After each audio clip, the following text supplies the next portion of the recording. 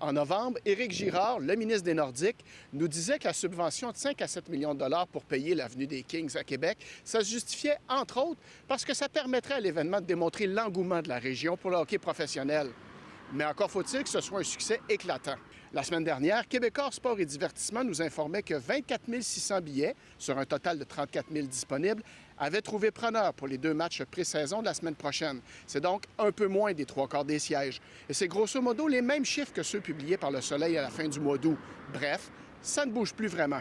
J'ai demandé au ministre des Finances et son collègue ministre responsable de la capitale nationale, qui étaient tous les deux présents et tout sourire lors de l'annonce, si le volume de billets vendus envoyait bel et bien un bon signal de marché.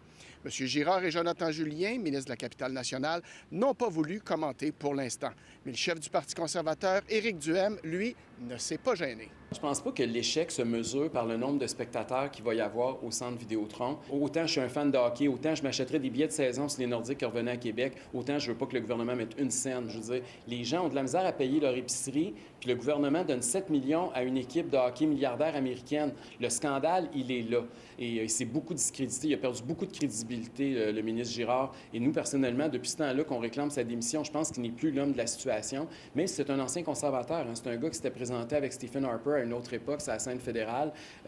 Malheureusement, il a beaucoup changé. Puis aujourd'hui, c'est pas au niveau fiscal, on peut pas dire qu'Éric Girard est très conservateur, au contraire.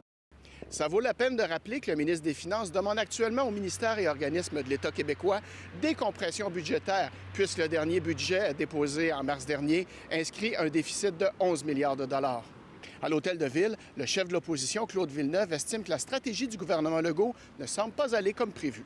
J'ai jamais cru que c'est avec des matchs hors concours d'une équipe auquel on n'a pas un lien d'attachement particulièrement fort qu'on allait envoyer un message fort là-dessus. Ça va être l'équipe B des Kings de Los Angeles qui va venir jouer ici contre je ne sais trop quelle équipe pour un match qui compte pas. Notre mobilisation, notre degré d'amour du hockey ne tient pas à ça.